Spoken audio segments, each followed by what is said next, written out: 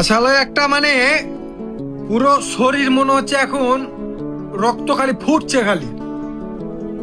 যে মানুষটার জন্য পুরো বাংলাদেশ মানে কান্দে, এখনো কান্দে, এবং সারা জীবন একটা উপভোগ করবে যে একটা মানুষকে তারা হারালছে, যে মানুষের জীবনে আসবে না, এবং যেরকম মানুষ হাজারো বছরে একটা জন্মগ্রহণ করবে না, একটা জন্মেবে না, সেই মানুষটাকে নিয়ে কি বলে কুলাঙ্গারে বলে যে আয় তোদের হাদি ভাই লাশ নিয়ে যা। কি কারণে? কি রে ভাই, মানে এই জুলাই যোদ্ধাদেরকে আবার কি উস্কানোর চেষ্টা? কি আবার আর একটা জুলাই দেখার ইচ্ছে?